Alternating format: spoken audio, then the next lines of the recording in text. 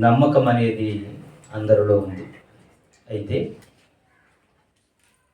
నిజ క్రైస్తవులుగా, వాక్యం తెలిసినటువంటి క్రైస్తవులుగా, క్రీస్తుని వెంబడిస్తున్నటువంటి క్రైస్తవులుగా క్రీస్తుని ఎలా అవగాహన చేసుకోవాలి అనేది అతి ప్రాముఖ్యం.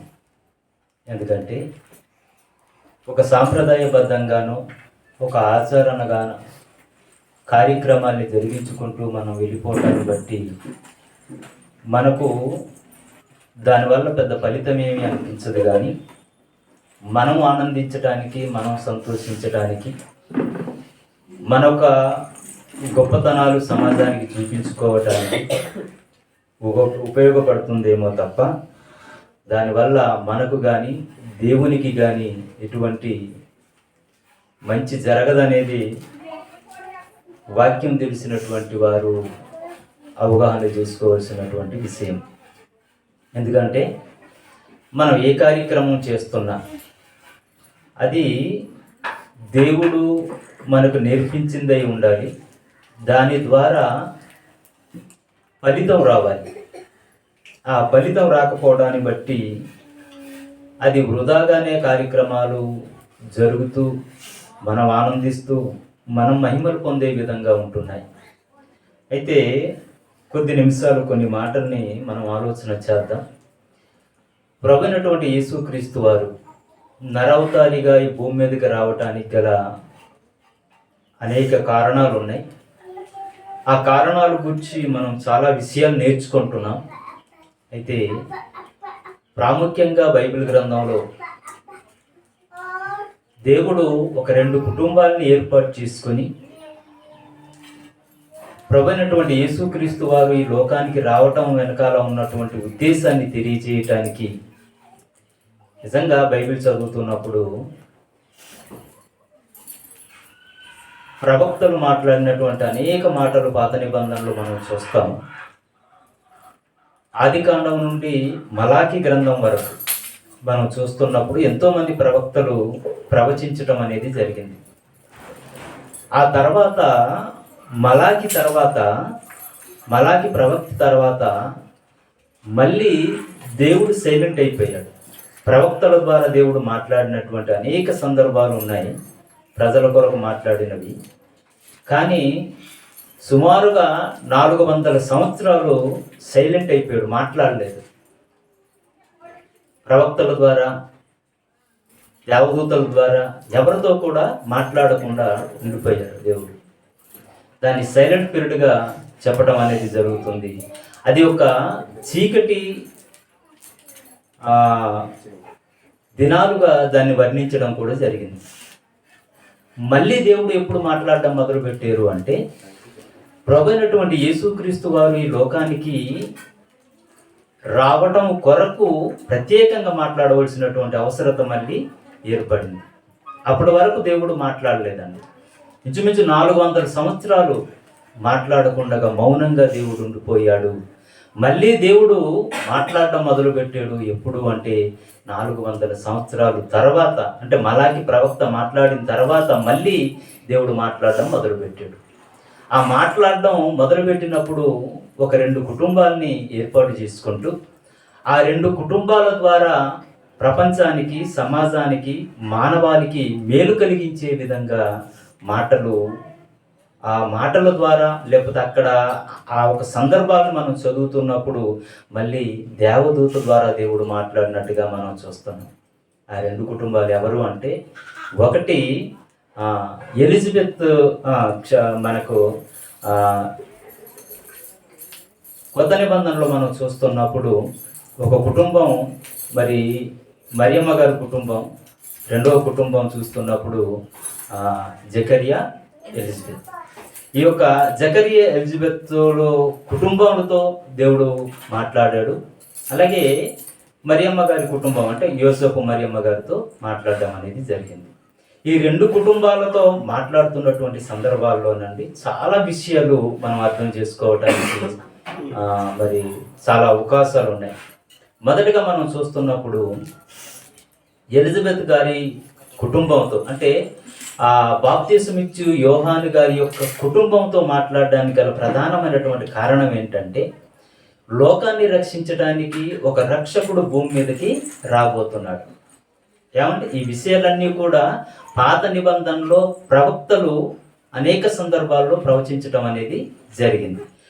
ఆ ప్రవచనలు ప్రవచించినా సరే ఆ యేసుక్రీస్తు వారు భూమి మీదకి వచ్చిన తర్వాత ఆయన యేసుక్రీస్తు వారిగా గుర్తించలేనటువంటి పరిస్థితుల్లో ఆనాటి ప్రపంచం ఉంది. కాబట్టి మళ్ళీ దేవుడు ఏం చేస్తున్నాడంటే ఈ యొక్క వ్యక్తుల ద్వారా, కుటుంబాల ద్వారా మాట్లాడుతూ కొన్ని విషయాలు తెలియజేయటం అనేది జరుగుతుంది. ఈ విషయాలు క్రిస్మస్లో చాలా సందర్భాల్లో మాట్లాడుతూ ఉంటుంటారు. ఏమంటే హేరోదు రాజు గురించి మాట్లాడుతుంటుంటారు, ఆ తర్వాత గొర్రెల కాపరుల గురించి మాట్లాడుతుంటారు, ఏమంటే ఆ తర్వాత జ్ఞానుల గురించి మాట్లాడటం జరుగుతుంది. అయితే ఎవరి గురించి వ్యక్తులు మాట్లాడుతున్నా వారితో దేవుడు మాట్లాడినటువంటి విధానాన్ని మనం ఆలోచిస్తున్నప్పుడు అది చాలా ప్రాముఖ్యమైనటువంటి సంగతులు తెలియజేయటానికే వారితో మాట్లాడతారు దేవుడు. గత వారాల్లో మనం మాట్లాడుకున్నాం కదా, జ్ఞానుల గురించి మాట్లాడుకోవడం అంటే మనకు ఈ మధ్య క్రైస్తవులకు ఎక్కువగా ఏంటంటే క్రీస్తు జనన నాటిక అని చెప్పేసి కొన్ని ప్రోగ్రామ్స్ ఏర్పాటు చేస్తూ ఉంటుంటారు. అందులో మరియమ్మ గారు, యోసేపు గారు, కొద్దిమంది జ్ఞానులు, ఏమండి గొర్రెల కాపరులు, ఈ యొక్క సీన్ మనకు చూపించడం అనేది జరుగుతూ ఉంటుంది. అంటే ఆ ఒక సీన్ చూస్తున్నప్పుడు, ఆ నాటిక మనం చూస్తున్నప్పుడు మనకి ఏదో ఒక డ్రామా చూస్తున్నట్టుగా, ఒక నాటిక చూస్తున్నట్టుగా అనిపిస్తుంటుంది. అది చూసిన తర్వాత మనం ఏదో సంతోషపడి ఆనందపడి యేసుక్రీస్తు వారు పుట్టారు అని చెప్పుకొని వెళ్ళిపోవటం అనేది జరుగుతుంది. కానీ జ్ఞానులు యేసుక్రీస్తు వారి దగ్గరికి ఎందుకు వచ్చారు అనేది గత వారంలో మనం నేర్చుకున్నాం. ఎందుకు రావాల్సి వచ్చింది, వచ్చిన తర్వాత వాళ్ళు ఏం చేశారు అనేది మనం చాలా ప్రాముఖ్యంగా నేర్చుకున్నాం. అంటే వారు ఏ కార్యక్రమం చేసినా ఆ కార్యక్రమం వెనకాల దేవుని ఒక ఉద్దేశం ఉంది. ఆ దేవుని ఉద్దేశాన్ని తెలియజేయటానికే వారు ఆ ఒక కానుకలు తీసుకురావటం కానీ, ఆ కానుకల్లో ఉంటున్నటువంటి అర్థం కానీ వాటన్నిటిని కూడా మనం తెలుసుకున్నాం. ఈరోజు మనం లూకా సువార్తలో రాయబడినటువంటి సందర్భాన్ని ఒకసారి మనం ఆలోచన చేద్దాం. ఎలిజబెత్ గారి యొక్క జీవితం గురించి మనం ఆలోచన చేసినప్పుడు మనందరికీ తెలిసినటువంటి విషయమే. జకర్యా ఎలిజబెత్ల గురించి మనం ఆలోచన చేస్తున్నప్పుడు బాప్తిసం ఇచ్చు యోహాను భూమి మీదకి రావటానికి ముందుగా జరిగినటువంటి సంఘటనల గురించి కూడా మనం కొంచెం అవగాహన కలిగితే, ఆ తర్వాత ఆయన రావటం వెనకాల ఉన్నటువంటి ఉద్దేశం ఏంటో కూడా మనకు అర్థమవుతుంది. ఒక్కసారి లూకా సువార్త 1వ అధ్యాయము, లూకా సువార్త 1వ అధ్యాయము 7వ వచనం నుండి మనం చదువుదాం. ఎలిజబెత్ గొడ్రాలైనందున వారికి పిల్లలు లేకపోయింది, మరియు వారిద్దరూ బహుకాలము గడిచినటువంటి వృద్ధులుగా ఉన్నారట. ఈమెకు ఏముంది? ఒక పేరుంది. ఆమె పేరేంటి? ఎలిజబెత్ కదండి. ఆవిడకి మరొక పేరు ఉంది అక్కడ, గొడ్రాలు. అంటే మనకు వస్తున్నటువంటి పరిస్థితులు ఎలా ఉంటుంటాయి అంటే, మనకు ఏదైతే లోపంగా ఉంటుందో ఆ పేరుతో పిలవటం అనేది సమాజంలో ఒక నానుడిగా కనబడుతుంటుంది. ఏమంటే చాలామంది మూగవాళ్ళు ఉన్నారనుకోండి, లేకపోతే చెవిటి వారు ఉన్నారనుకోండి, లేకపోతే అవిటి వారు ఉన్నారనుకోండి, అలాంటి వారికి సమాజంలో వారికి ఉన్నటువంటి సొంత పేరుతో కాకుండా ఆ పేర్లతో కూడా పిలవటం అనేది మనం చాలామందిని గమనిస్తూనే ఉంటుంటాం. ఈ విషయాలు మనం ఎందుకు మాట్లాడుకోవాలి అంటే, ఆ లోపం ఏదైతే ఉందో ఆ లోపాన్ని బట్టి వారితో మాట్లాడుతున్నటువంటి పరిస్థితులు అలా ఉంటుంటాయి. ఆ పేరుతో పిలవటం అనేది జరుగుతుంది. ఇక్కడ ఎలిజబెత్ గారిని చాలా కాలం వరకు ఆమె ఎలాగుందట? గొడ్రాలుగా ఉంది. అంటే గొడ్రాలుగా పిలుస్తున్నారు. సమాజం అంతా కూడా ఎలా పిలుస్తుందండి? పిల్లలు లేకపోతే ఏమని పిలుస్తుంటారు అంటే, జనరల్గా అది పేరు పక్కన పెట్టేసి ఏదైతే వారికి ఉన్నటువంటి లోపం ఉందో, పరిస్థితి ఉందో దాంతో పిలవటం అనేది ఆనవాయితీగా ఆనాటి కాలం నుండి ఇప్పటి వరకు కూడా అలాగే కొనసాగుతూ ఉంటుంది. ఇవి చాలా కాలం నుండి పిల్లలు లేక గొడ్రాలుగా ఉంది అంటే ఆ కుటుంబం యొక్క పరిస్థితి ఎలా ఉంటుందో ఒకసారి ఆలోచించండి. ఎలా ఉంటుంది? బయటికి వెళ్ళగలరా? బయటికి వెళ్ళరు. వెళ్ళిన తర్వాత ఎవరొకరు ఏదో ఒకటి అడుగుతుంటారు, ఏమంటే సలహాలు ఇస్తుంటుంటారు. ఎలాంటి సలహాలు ఇస్తుంటారు? ఏమంటే ఫలానా వైద్యుడు ఉన్నాడండి, అక్కడికి వెళ్ళండి, ఏమంటే లేకపోతే ఫలానా వాళ్ళు ఇలాగే ఉండేవారు, వారికి కూడా ఏదో చేస్తే ఏదో జరిగింది అని చెప్పి వారి కొరకు మాట్లాడడం కానీ, లేకపోతే ఇప్పుడు ఉన్నటువంటి పరిస్థితులను బట్టి ఆనాటి కాలంలో ఎలా ఉండేదో ఏదో తెలియదు కానీ కొద్ది కాలం తర్వాత పరిస్థితులు ఎలా ఉంటుంటాయంటే అసలు ఆ గుడ్రాల ముఖం మనం చూడకూడదండి, మనం బయటికి వెళ్తే మనకు మంచి జరగదు, ఇలా ఇలా ఎన్నో మాటలు మాట్లాడుకోవడం అనేవి జరుగుతూ ఉంటుంది. అలాంటి పరిస్థితుల్లో వీరెవరు అంటే ఏమంటే ఎలిజబెత్ కానివ్వండి, ఆ తర్వాత తన భర్త మంచి భయభక్తుడు కలిగినటువంటి కుటుంబం. ఇంకోటి ఏంటంటే ఆయన ఒక యాజకుడు. యాజకుడు అంటే ఆ యాజకుని దగ్గరికి అనేక మంది భక్తులు వస్తుంటారు. ఆ భక్తులు కొరకు ఆయన ప్రార్థన చేస్తుంటారు. ఏమంటే ప్రజలకు దేవునికి మధ్యవర్తిగా ఉంటున్నటువంటి ఒక వ్యక్తిగా, ఒక యాజకుడుగా ఉంటున్నప్పుడు అనేకుల కొరకు ప్రార్థన చేస్తున్నప్పుడు ఆ ప్రార్థనకు వచ్చినటువంటి వారికి ఎలా ఉంటుంది? యాజకుని దగ్గరకు వచ్చిన తర్వాత ఆయనకే పిల్లలు లేరు, మా కొరకు ప్రార్థన చేయమంటే అది ఫలించదా అనే ఒక అపనమ్మకం అనేది ప్రజల్లో ఉంటుంది కదండి. ఉంటుందా ఉండదా? ఒక బోడిగుండోడు ఉన్నాడు అనుకోండి, ఆయనకి తలలేదు, ఏమంటే ఆయన ఏదైనా అడ్వర్టైజ్మెంట్ ఇచ్చాడు అనుకోండి, ఆ అడ్వర్టైజ్మెంట్ చూసిన తర్వాత అసలు నీకే లేదు మాకేం వస్తుంది అని చెప్పి మాట్లాడుకోవడం అనేది జరుగుతూ ఉంటుంటుంది. అంటే ఆ విధంగా ఆలోచిస్తుంటారు మనుషులు అనేది తెలియజేయడానికి చెప్తున్నాను. ఇక్కడ మరి ఎలిజబెత్ గారి కుటుంబం భయభక్తులు కలిగినటువంటి కుటుంబం అయినప్పటికీ పరిస్థితి ఎలా ఉందంటే పిల్లలు లేరు, గొడ్రాలుగా ఆవిడ ఉంది. గొడ్రాలుగా ఉన్నప్పుడు నిజంగా వారి ప్రార్థన దేవునికి వినబడింది అని చెప్తారు. కింద వచనాలకు వచ్చేటప్పటికి జకరియా తన తరగతి క్రమం చొప్పున దేవుని ఎదుట యాజక ధర్మం జరిగించుచుండగా యాజక మర్యాద చొప్పున ప్రభు ఆలయములోనికి వెళ్ళి ధూపం వేయుటకు అతనికి వంతు వచ్చెను. ధూప సమయమందు ప్రజల సమూహమంతయు వెలుపల ప్రార్థన చేయుచుండగా ప్రభు దూత ధూపవేదిక వైపున నిలిచి అతనికి కనబడగా జకర్యా అతని చూచి తొందరపడి భయపడిన వాడాయను. అప్పుడు ఆ దూత అతనితో, జకర్యా భయపడకము, నీ ప్రార్థన వినబడింది. ఏమండి ఈ మాట చదువుతున్నప్పుడు లేక మనం వింటున్నప్పుడు వారి జీవితంలో వారు అనుభవిస్తున్నప్పుడు ఎలా ఉంటుంది కదండి. ఎన్నో సంవత్సరాల తర్వాత వృద్ధాప్యంలో వచ్చినటువంటి ఆ కుటుంబంలో ఎన్నోసార్లు ప్రార్థన చేస్తుంటారు. ఆ ప్రార్థనలు ఏమండి ఫలితం రాకపోయేసరికి ఏంటి మేము యాజక ధర్మం జరిగిస్తున్నాము, అనేకుల కొరకు ప్రార్థన చేస్తున్నాము, దేవునికి మరి ప్రజల తరపున అనేక కార్యక్రమాలు చేస్తున్నాము, ఏంటి మా ప్రార్థన దేవుడు వినలేదు అని ఎన్నోసార్లు ఏమండి వారి యొక్క మనసుల్లో ఆ ఒక భావన వచ్చి ఉండొచ్చు. మన జీవితాల్లో కూడా కొన్ని సందర్భాల్లో మన ప్రార్థనకు జవాబు రాకపోతే మనం చాలాసార్లు నిరాశపడిపోతున్నటువంటి పరిస్థితుల్లో కూడా ఉండొచ్చు. ఇక్కడ కూడా దేవదూత కనబడింది. దేవదూత కనబడి ఏమని చెప్తుందంటే, జకర్యా నీ ప్రార్థన వినబడింది. నీ ప్రార్థన వినబడింది అంటే నీ ప్రార్థన అంగీకరించబడుతుంది. నీ ప్రార్థన వినబడింది అంటే నీవు ఏది కోరుకుంటున్నావో అది జరగటానికి సిద్ధంగా ఉంది అని దేవదూత ద్వారా దేవుడు మాట్లాడుతున్నట్టుగా మనకి ఇక్కడ అర్థమవుతుంది. అంటే ప్రార్థన వినబడింది అంటే నిజంగా అంగీకరించబడినప్పుడు ఎంత హ్యాపీగా ఉంటుంది. మనం ఎక్కడైనా ఏదైనా అప్లై చేయడానికి వెళ్ళినప్పుడు మన ఒక అప్లికేషన్ వాళ్ళు స్వీకరించినప్పుడు మనం హ్యాపీగా ఫీల్ అవుతాం కదండి. లేకపోతే కొన్నిసార్లు రిజెక్ట్ చేస్తుంటుంటారు, ఏమంటే ఇది లేదు అది లేదు, ఇలా సబ్మిట్ చేయాలి అలా సబ్మిట్ చేయాలి అది ఇదేదని చెప్తున్నప్పుడు మనం నిరాశ చెందుతుంటాం. ఈలోపు టైం అయిపోయింది అనుకోండి చాలా బాధపడతాం. మన ప్రార్థన అంగీకరించబడుతుంది అన్నప్పుడు ఆ ప్రార్థన అంగీకరించబడిందనే విషయం మనకి తెలిసినప్పుడు ఎంత ఆనందంగా ఉంటుందండి, ఎంత సంతోషంగా ఉంటుందంటే జకర్యా గారికి చాలా సంతోషంగా ఉంటుంది. నా ప్రార్థన దేవుడు విన్నాడు, నాకు చాలు, నా జీవితానికి ఇది చాలు అన్న విధంగా వారి బ్రతుకులు ఉంటాయి. ఆ తర్వాత ఏం జరిగింది చూడండి.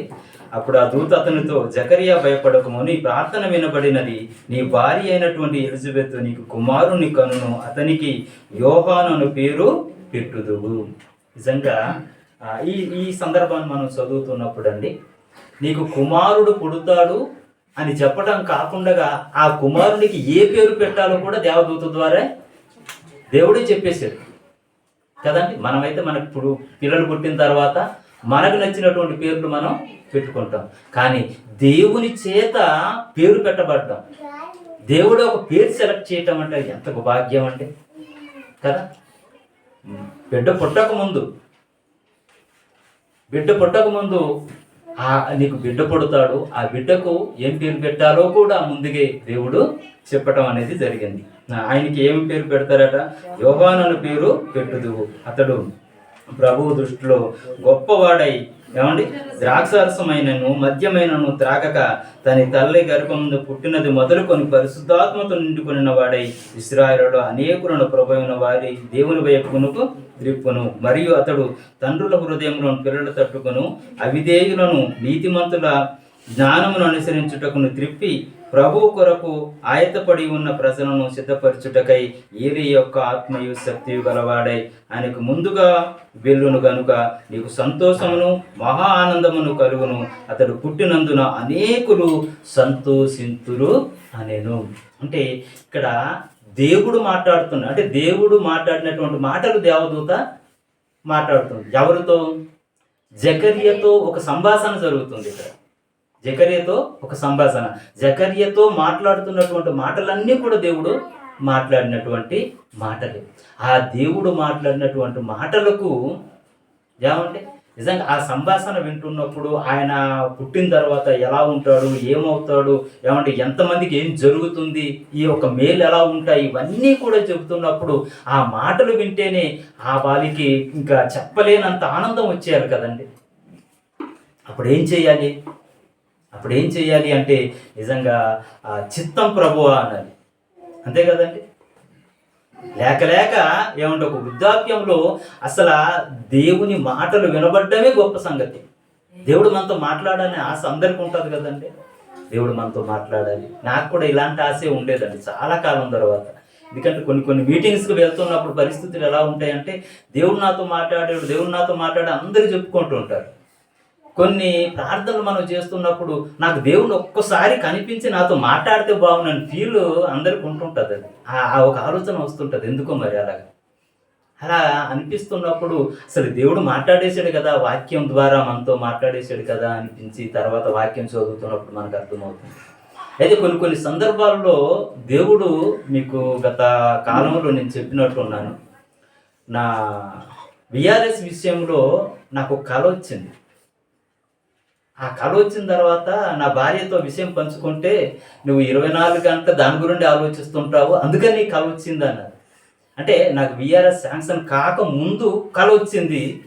ఏమండి, నాతో పాటుగా అప్లై చేసినటువంటి నా ఫ్రెండ్కి ఆయనకి శాంక్షన్ అవ్వలేదు, నాకు శాంక్షన్ అయింది. అప్పుడు నా కళ నెరవేరింది అని నేను తమ్ముడితో కూడా పంచుకున్నాను, సురేంద్ర తమ్ముడితో కూడా విషయం పంచుకున్నాను. అంటే దేవుడు కొన్ని విషయాలు ఏదో రూపంగా మనకు తెలియజేస్తాడు. అది అవుట్ ఆఫ్ టాపిక్, దాని గురించి మనం మాట్లాడుకోవద్దు. కానీ ఇక్కడ పరిస్థితిని మనం ఆలోచన చేస్తున్నప్పుడు దేవదూత జకర్యాతో మాట్లాడుతున్నప్పుడు అనేక విషయాలు తెలియజేస్తున్నప్పుడు ఆ తెలియజేసిన తర్వాత నిజంగా దేవుడే తనతో మాట్లాడాడు అన్న విషయం వాళ్ళకి అర్థమైన తర్వాత ఎలా ఉండాలి? ఓకే చెప్పాలా? ఇంకేమో డౌట్ చెప్తారా? ఇంకేమో డౌట్ వస్తుందా మనకు? దేవదూత మాట్లాడుతున్నప్పుడు దేవదూత ప్రత్యక్షమై మాట్లాడుతున్నప్పుడు ఎటువంటి డౌట్ ఉండకూడదండి. అప్పుడు ఏం చెప్పాలంటే ఒకే ఒక మాట చెప్పాలి, చిత్తం ప్రభువా అన్నారు. ఈ విషయాలు ఎందుకు చెప్తున్నానంటే దేవుడు మాట్లాడేశాడు, అనేక విషయాలు మనకు బైబిల్ గ్రంథంలో చెప్పేశాడు.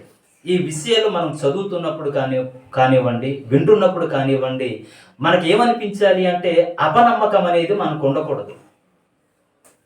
ఇక్కడ చెప్పబడుతున్నటువంటి మాటను గూర్చి, బైబిల్లో వ్రాయబడుతున్నటువంటి ప్రతి సందర్భాల గురించి మనం చదువుతున్నప్పుడు, ఆలోచిస్తున్నప్పుడు ఇది దేవుడు ఒక సేవకుని ద్వారా ఎవరి ద్వారానో మాట్లాడుతున్నారు, ఇది దేవుని మాటలు అని నన్ను స్వీకరించగలగాలి.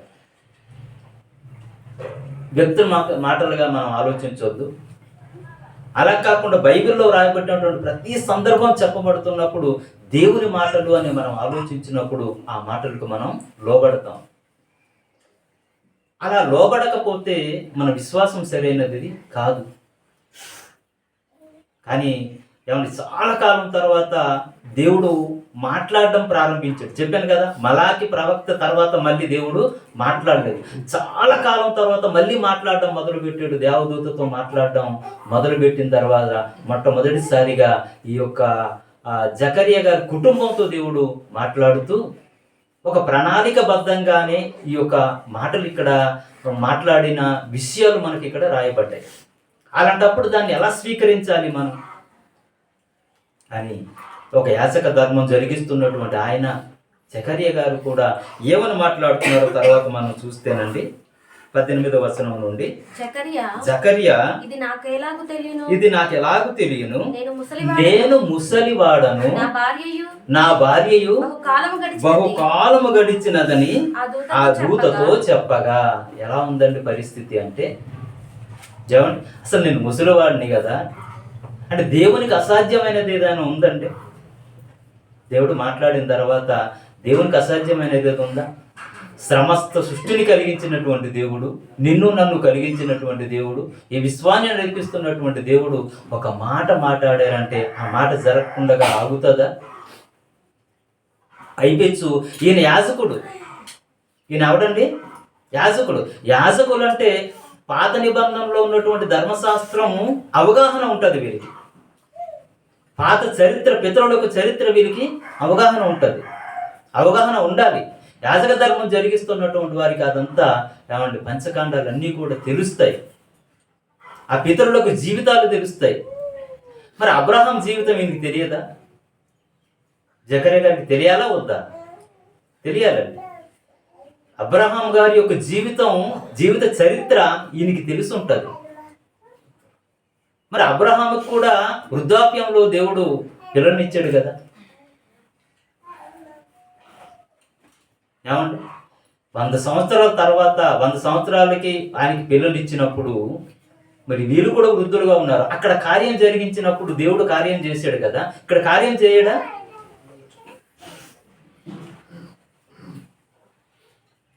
ఒకసారి మనం ఆలోచిస్తే ఇక్కడ ఈయనకి ఎలాంటి అపనమ్మిక వచ్చిందో అనే విషయాన్ని మనం ఒకసారి ఆలోచన చేస్తున్నప్పుడు చెప్తున్నాడు. చూడండి ఏమంటున్నాడు, నేను ముసలివాడును, నా భార్య బహుకాలం గడిచినట్టు వృద్ధురాలు అని చెప్పి దూతతో చెప్పినప్పుడు దూత మాట్లాడుతుంది, నేను దేవుని సముఖమందు నిలుచు గబ్రియేలును నీతో మాట్లాడుటకు ఈ సువార్తమానము నీకు తెలుపుటకు పంపబడి తిని. నేను పంపబడ్డాను, దేవుని దగ్గర నుండి పంపబడినటువంటి ఒక గబ్రియేలు అనబడినటువంటి దేవదూతను నేను పంపబడి తిని. మరియు నా మాటలు వాటి కాలమందు నెరవేరును, వాటిని నమ్మలేదు గనుక ఈ సంగతులు జరుగు దినము వరకు నీవు మాటలాడక మౌనివై ఉంటావు. ఏం జరిగింది ఇక్కడ? జకరియా గారికి ఏం జరిగింది ఏమంటే అప్పటి వరకు చక్కగా మాట్లాడేవాడు, యాజక ధర్మం జరిగించేవాడు, వచ్చే ప్రజలందరితో చక్కగా మాట్లాడేవాడు. ఎప్పుడైతే దేవుని మాట నమ్మలేదో అప్పుడు ఆయనకి మాట పోయిందండి, మగవాడైపోయాడు. ఎన్ని రోజులు మగవాడైపోయాడో తెలుసా? ఎన్ని రోజులు మగవాడైపోయాడండి?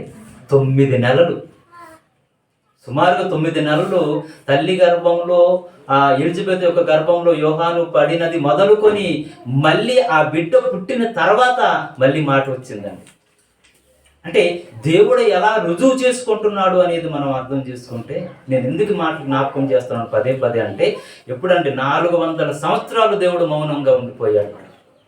సైలెంట్ పీరియడ్లో ఏమన్నా మాట్లాడకుండా ఉన్నాడు. కానీ మళ్ళీ లోకానికి రక్షించడానికి ఒక రక్షకుడు భూమి మీదకి వస్తున్నాడు కాబట్టి మళ్ళీ మాట్లాడడం దేవుడు మొదలుపెట్టినప్పుడు ఆ మాట్లాడుతున్నటువంటి మొదటి మాటల్లోనే ఇక్కడ ఈ యొక్క జకరియా ఎలిజబెత్ కుటుంబంతో దేవుడు మాట్లాడుతున్నప్పుడు ఆ మాటలు నమ్మాలా వద్దా? ఎందుకంటే యాజకుడుగా ఉంటున్నటువంటి ఆయన, ఈయన యాజకుడు మాత్రమే కాదు, ప్రవక్త కూడా, ప్రవచిస్తాడు, పరిశుద్ధాత్మ ప్రేరణతో మాట్లాడతారు జకరియా గారు. అలాంటి వ్యక్తి నమ్మలేదు, దేవుని మాటలు నమ్మలేదు. నమ్మపోయేసరికి దేవుడు ఏం చేశాడంటే, అంటే దేవదూత ఏమని చెప్పింది, నువ్వు నా మాట నమ్మలేదు కాబట్టి నువ్వు ఏమంటే 9 నెలల వరకు కూడా ఏమైపోతాడంటే మూగవాడిగా ఉండిపోతాడండి. 9 నెలలు మూగవాడిగా ఉండిపోతాడు. మళ్ళీ యోహాను గారు పుట్టిన తర్వాత దేవుడు ఏమని చెప్పాడు, ఒక బిడ్డ పుడతారని చెప్పిన తర్వాత ఏ పేరు పెట్టాలో కూడా ముందుగానే దేవుడు చెప్పాడు కదా, యోహాను పేరు పెట్టాలి అని చెప్పేసి. ఆ తర్వాత ఏం జరుగుతుందండి, బిడ్డ పుట్టిన తర్వాత, ఎందుకంటే జకరియా అని పేరు పెట్టాలనుకుంటారు. బిడ్డ పుట్టిన తర్వాత ఆయనకి జకరియా అని పేరు పెట్టాలనుకుంటున్నప్పుడు, తండ్రి పేరు పెట్టాలనుకుంటున్నప్పుడు, అప్పుడు ఎలిజబెత్ గారు ఒక మాట అంటారు. ఒకసారి ఆ మాట కూడా మనం చూద్దాం. 59వ వచనం చూద్దాం. అంటే 8వ దినమున వారు ఆ శిశువును సున్నతి చెయ్యవచ్చి తండ్రి పేరును బట్టి జకరియా అను పేరు వారికి పెట్టబోచుండగా తల్లి అలాగు వద్దు, వానికి యోహాను పేరు పెట్టవలెనని చెప్పాను. అందుకు వారు, నీ బంధువులలో ఆ పేరు గలవాడు ఎవడను లేడే అని ఆమెతో చెప్పి, వానికి ఏ పేరు పెట్టబోరుచున్నావని వాని తండ్రికి సంజ్ఞలు చేసిరి అడిగిరి. అతడు వ్రాత పలక తెమ్మని వాని పేరు యోహానును వ్రాసెను. అందుకు వారందరూ ఆశ్చర్యపడిరి. వెంటనే అతని నోరు తెరవబడిందట. చూసారండి, అంటే దేవుని కార్యాలు ఎలా ఉంటాయి అనేది మనం ఆలోచన చేస్తున్నప్పుడు మనకు అవగాహన కలగటానికి ఈ సందర్భాలన్నీ కూడా దేవుడు రాయించాడు. కానీ దేవుని మీద నమ్మకం మనుషులుగా మనకు లేదు. ప్రభువైనటువంటి యేసుక్రీస్తు వారు ఈ భూమి మీదకి ఎందుకు వచ్చాడు, ఆయన రావడానికి గల కారణాలు ఏంటి, ఇవన్నీ మనం తెలుసుకుంటున్న దేవుని పట్ల అపనమ్మకంగానే బ్రతుకుతున్నటువంటి పరిస్థితులు మనలో ఎక్కువగా కనబడుతుంటాయి. ఇలాంటి సందర్భాలు మనం చదువుతున్నప్పుడు దేవునికి అసాధ్యమైనది ఏదైనా ఉందా అంటే ఏది లేదు, సమస్తము కూడా ఆయనకి సాధ్యమే. అలా సాధ్యం కలిగినటువంటి దేవుడు మాట్లాడినప్పుడు ఆ మాట నమ్మాలా వద్దా? ఖచ్చితంగా నమ్మాలి. ఏమండి, మరొక సందర్భాన్ని, అంటే మరియమ్మ గారి సందర్భాన్ని, యోసేపు మరియమ్మ గారి సందర్భాన్ని మనం చూస్తున్నప్పుడు ఇక్కడ జకరియా గారు ఆ ఒక్క మాట నమ్మలేనటువంటి పరిస్థితుల్లో ఉన్నారు. జకరియా గారు ఏమంటే దేవుని మాట నమ్మలేనటువంటి పరిస్థితుల్లో ఉన్నప్పుడు దేవుడు ఏం చేశాడు, తనకు మూగవానిగా చేశాడు. మళ్ళీ 9 నెలల తర్వాత, నిజంగా ఆ సిచ్యువేషన్ చూస్తేనంటే ఎంత ఆశ్చర్యం అనిపిస్తుంది. చక్కగా మొదటగా మాట్లాడినటువంటి వాడు మధ్యలో మూగవాడు అయిపోయి మళ్ళీ 9 నెలల తర్వాత మళ్ళీ మాట వచ్చిందంటే ఏమండి, ప్రజలందరికీ ఎలా ఉంటుంది ఒకసారి ఆలోచించండి. ఆ కుటుంబీకులకు కానీ, కుటుంబ సభ్యులకు కానీ, ఏమండి అక్కడ ఉన్నట్టు ఆ ప్రాంతంలో ఉంటున్నటువంటి వారందరికీ కూడా ఏంటంటే గొప్ప ఆశ్చర్యంగా అనిపిస్తుంది కార్యక్రమం అనేది. అనిపిస్తుందా? అనిపించదండి. మన కళ్ళ ముందు ఒక వ్యక్తి చక్కగా మాట్లాడేవాడు మధ్యలో మూగవాడైపోయి మళ్ళీ కొద్ది రోజుల తర్వాత మళ్ళీ మాట్లాడుతున్నాడు అనుకోండి, ఎలా ఉంటుంది పరిస్థితి? ఆశ్చర్యంగా అనిపిస్తుంటుంది కదండి. అలాంటి ఆశ్చర్యకార్యాలు చేసినటువంటి దేవుని ఒక మాటకు మనం తలబొగ్గాలి, నమ్మాలి. ఇక్కడ 2 కుటుంబాలని దేవుడు ఏర్పాటు చేసుకొని ఒక కుటుంబం ఏమండి బాప్తిసం ఇచ్చి యోహాను గారు భూమి మీదకి వచ్చిన తర్వాత ఆయన ప్రకటిస్తున్నటువంటి ప్రకటన ఏంటంటే, లోకాన్ని రక్షించడానికి రక్షకుడు ఒకడు భూమి మీదకు రాబోతున్నాడు అని చెప్పి యేసుక్రీస్తు వారి కంటే ఒక 6 నెలలు ముందుగానే భూమి మీదకి వచ్చి గ్రౌండ్ అంతా కూడా ప్రిపేర్ చేస్తున్నారు.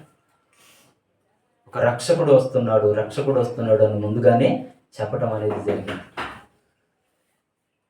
ఆ రక్షకుడు పుట్టబోతున్నాడు అనే ఆ సమాచారాన్ని ఈయన ద్వారా దేవుడు ముందుగానే ఏర్పాటు చేశాడు. అప్పుడు రెండో కుటుంబం గురించి మనం ఆలోచన చేస్తున్నప్పుడు అదే గాబ్రియేలు దూత మళ్ళీ ఎవరి దగ్గరకు వచ్చింది అంటే మరియమ్మ గారి దగ్గరకు వచ్చింది. ఆ గాబ్రియేలు దూత మొదట ఎవరి దగ్గరికి వెళ్ళిందంటే ఏ కుటుంబం దగ్గరికి? జకరియా గారి కుటుంబం దగ్గరికి వెళ్ళింది, చెప్పింది. రెండోసారి మళ్ళీ ఎవరి దగ్గరకు వచ్చిందంటే మరియమ్మ గారి దగ్గరకు వస్తుంది. చూడండి 26వ వచనాన్ని మనం చూద్దాం. 6వ నెలలో గాబ్రియేలు దేవదూత గలిలయలోని నజరేతులోని ఊరిలో దావీదు వంశస్థుడైనటువంటి యోసేపు అనే ఒక పురుషునికి ప్రదానం చేయబడినటువంటి కన్యక యొద్దకు దేవుని చేత పంపబడెను. ఆ కన్యక పేరు మరియా. ఆ దూత లోపలికి వచ్చి ఆమెను చూచి దయాప్రాప్తురాలు, నీకు శుభము, ప్రభువు నీకు తోడై ఉన్నాడని చెప్పాను. ఆమె ఆ మాటకు బహుగా తొందరపడి ఈ శుభవచనం ఏమిటో అని ఆలోచించుకొనుచుండగా దూత, మరియా, భయపడకుము, దేవుని వలన నీవు కృప పొందితివు. ఇదిగో నీవు గర్భం ధరించి కుమారుని కని ఆయనకు యేసు అను పేరు పెట్టుదువు. ఇక్కడ కూడా మళ్ళీ ఏమండి, ఒక కుమారుణ్ణి కంటావు, ఆ కుమారునికి ఏ పేరు పెట్టాలో కూడా ముందుగానే చెప్తున్నాడు. అక్కడ బాప్తిసం ఇచ్చి యోహానికి కూడా ఒక కుమారుడు పుడతాడు నీకు, కాబట్టి ఆ కుమారుడికి యోహాను అని పేరు పెట్టాలి అని చెప్పి అక్కడ ఆ కుటుంబంతో మాట్లాడి, ఇక్కడ మరి మరియమ్మ గారి కుటుంబంతో కూడా మళ్ళీ మాట్లాడుతున్నటువంటి మాట ఏంటంటే, ఇదిగో నీకు కుమారుడు పుడతాడు, ఆ కుమారునికి ఏ పేరు పెట్టాలట? యేసు అని పేరు పెట్టాలి, యేసు అని పేరు పెట్టాలి అని చెప్తున్నారు. తర్వాత ఆయన గొప్పవాడై సర్వోన్నతుని కుమారుడు అనబడును, ప్రభు అయినటువంటి దేవుడు ఆయనకి తండ్రి అయినటువంటి దావీదు సింహాసనం ఆయనకు ఇచ్చును అని చెప్తున్నాడు. ఆయన అని చెబుతూ, ఆయన యాకోబు వంశస్థులను యుగయుగములు ఏలును, ఆయన రాజ్యం అంతము లేనిదై ఉండునని ఆమెతో చెప్పాను. అందుకు మరియా, నేను పురుషుని ఎరగని దానని ఇది ఎలాగూ జరగని దూతతో అనగా, దూత, పరిశుద్ధాత్మ నీ మీదకు వచ్చును, సర్వోన్నతుని శక్తి నిన్ను కమ్ముకొనును గనుక పుట్టబో శిశువు పరిశుద్ధుడై దేవుని కుమారుడు అనబడును. ఏమండి, దేవుని కుమారుడు అనబడును. ఈ వచనాలు మనం చదువుతున్నప్పుడు, ఈ వచనాలు మనం ఆలోచిస్తున్నప్పుడు అండి, దేవుని కుమారుడు అంటే అసలు కుమారుడు అనే మాటకు అర్థం ఏంటండి? మనం ఒకసారి ఆలోచన చేస్తుంటామండి. కుమారుడు అంటే కు ప్లస్ మారుడు. కు అంటే అర్థం ఏంటంటేనంటే చెడు, మారుడు అంటే నశింపజేసేవాడు అని అర్థం. కు అంటే చెడు, మారుడు అంటే నశింపజేసేవాడు అని అర్థం. అంటే చెడ్డ గుణములను చంపువాడు అని అర్థం కుమారుడు అంటే. అంటే యేసుక్రీస్తు వారు కుమారుడు అనబడతాడు. అంటే ఆయన భూమి మీదకి కుమారుడుగా ఎందుకు వచ్చాడు అంటే, కుమారుడు అనేది ఒక టైటిల్ అండి. కుమారుడు అనేది ఏంటది? టైటిల్. యేసుక్రీస్తు వారికి అనేక టైటిల్స్ ఉన్నాయి. ఆ టైటిల్స్ కుమారుడు అనేది కూడా ఒక టైటిల్. అంటే చెడ్డ గుణములను కలిగినటువంటి మనుషులను నశింపజేయడానికి, ఆ చెడ్డ గుణాలను తీసివేయడానికి ప్రభు అయినటువంటి యేసుక్రీస్తు వారు భూమి మీదకి వచ్చారు. కుమారుడుగా వచ్చాడు. ఆయన కుమారుడుగా వచ్చాడు. అందుకనే ఆయన కుమారుడుగా పిలువబడుతున్నాడు. కుమారుడు అనేది ఆయన పుట్టిన తర్వాత కుమారుడుగా చెప్పినటువంటి మాట కాదు. దానియేలు గ్రంథంలో కుమారుడు అనే మనిషి కుమారుడు అనే మాట అక్కడ ముందుగానే చెప్పబడి ఉంటుంది. కాబట్టి మనం ఇక్కడ ఆలోచిస్తున్నది ఏంటంటే, ప్రియమైనటువంటి దేవుని పిల్లారా, మరియమ్మ గారితో దేవదూత గాబ్రియేలు దేవదూత మాట్లాడుతుంది. ఇదిగో నీకు ఒక కుమారుడు పుడతాడు, ఆయన ఈ లోకాన్ని రక్షించడానికి వస్తున్నటువంటి రక్షకుడు అని చెప్పిన తర్వాత ఇది సందర్భాలు వేరు సంఘటనలు, వేరే దగ్గర జరిగినటువంటి సంఘటనలు. ఇది చెప్పిన తర్వాత మరియమ్మ గారికి కూడా మరి ఒక డౌట్ వస్తుంది, అంతే కదండి. మరియమ్మ గారికి కూడా ఒక డౌట్ వచ్చింది, ఇది ఎలా జరుగుతుంది ఇది? ఎందుకంటే అక్కడ జకర్యా గారికి డౌట్ వచ్చినా సరే ఆయనకు కొన్ని చరిత్ర తెలుసు కాబట్టి, లేకపోతే పాత నిబంధన ఆ గ్రంథాల గురించి కొంత అవగాహన ఉంది కాబట్టి దాన్ని నమ్మాలి. ఇక్కడ ఉన్నటువంటి పరిస్థితి ఏంటంటే ఏమండి, ఇక్కడ వృద్ధురాలికి బిడ్డ పుట్టడం అనేది జరిగింది. అది అబ్రహాం గారి కుటుంబంలో జరిగినట్టుగా మనందరికీ తెలుసు కాబట్టి దాన్ని బట్టి కొంత నమ్మడానికి అవకాశం ఉంటుంది. కానీ ఇక్కడ ఒక కన్యకు కుమారుడు పుట్టాలి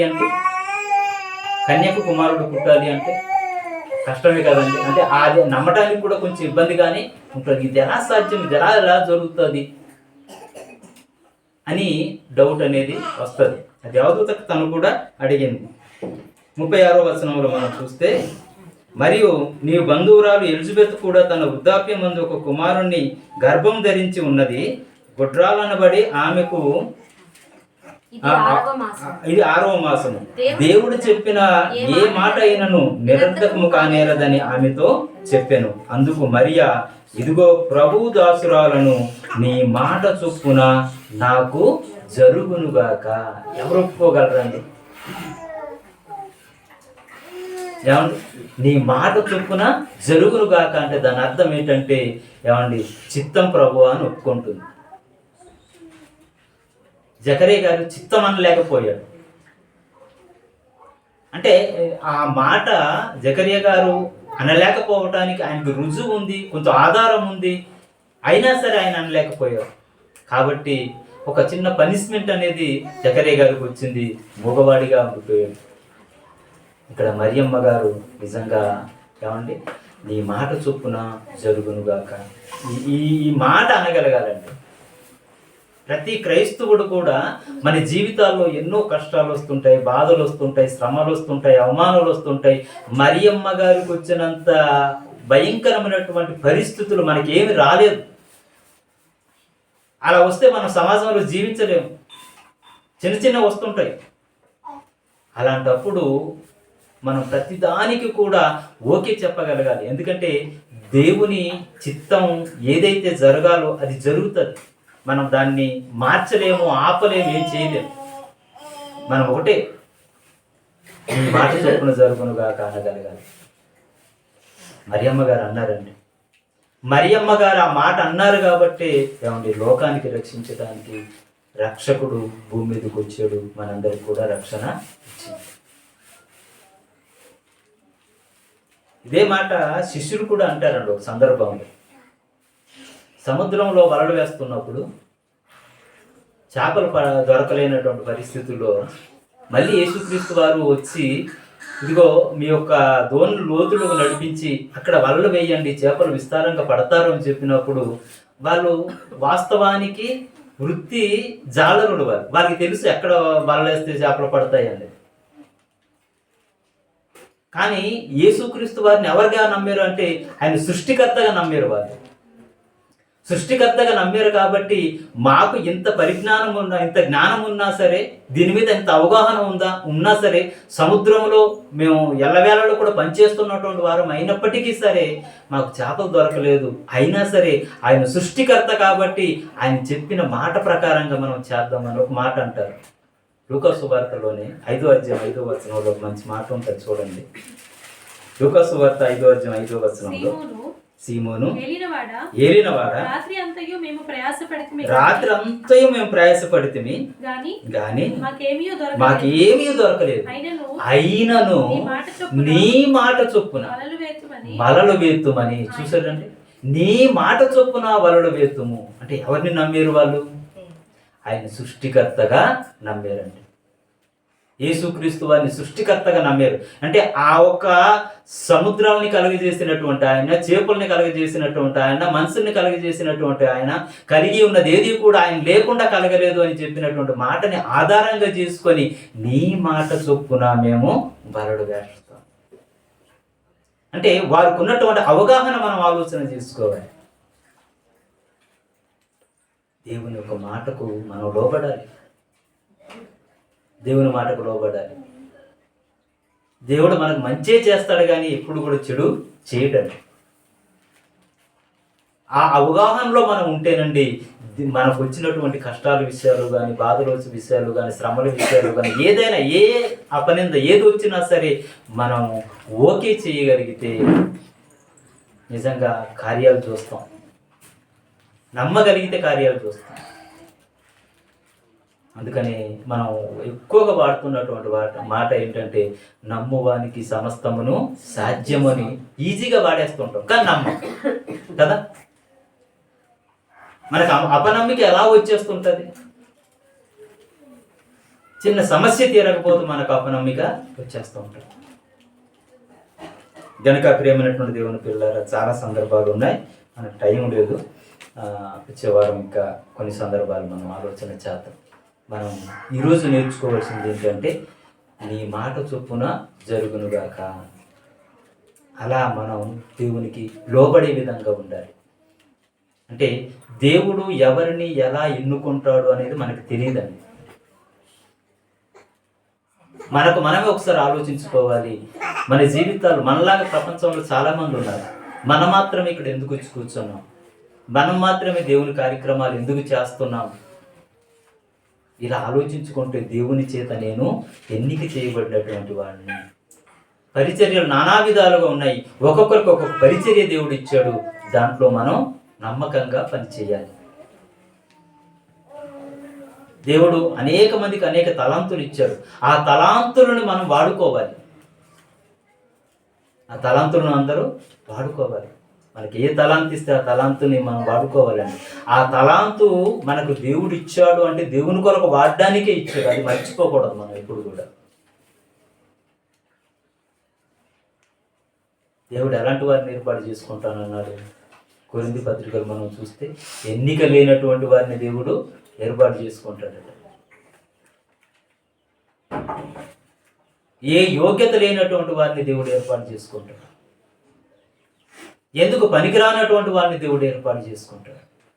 మనకు మనం తగ్గించుకొని నేను ఎన్నిక లేనటువంటి వారిని, ఏ యోగ్యత లేనటువంటి వారిని. మోసే గారు కూడా దేవుడు ఏర్పాటు చేసుకుంటున్నప్పుడు, మోసే నీ ఇశ్రాయేలు ప్రజల్ని విడిపించడానికి నేను నాయకుడుగా నేను నిలబెడుతున్నాను, నువ్వు వెళ్ళు అని చెప్పంటే మోసే అంటాడు, ప్రభువా నేను నాలిక మాంద్యం కలిగినటువంటి వాడిని, నేను ఏమీ మాట్లాడలేను, నేను వెళ్ళను ప్రభువా అంటే నిన్ను వాడుకునేది నేను వెళ్ళు అని చెప్పి పంపిస్తాను. అలాగా దేవుడు మనల్ని అందరినీ కూడా వాడుకుంటాడు. ఆ వాడుకుంటున్నప్పుడు మనం వాడబడినటువంటి పాత్రలుగా మనం ఉంటే, పౌలు గారితో కూడా అదే మాట చెప్తాడు, ఇదిగో అన్యజనులకు నిన్ను ఒక అపోస్తలుగా నేను వాడుకుంటాను. ఆ అన్యజనులందరూ కూడా చీకట్లో ఉన్నారు, చీకట్లో ఉన్నటువంటి వారిని వెలుగులోనికి తీసుకురావడానికి నేను వాడుకుంటాను అన్నాడు. అంత చక్కగా వాడుకున్నాడండి పౌలు గారిని.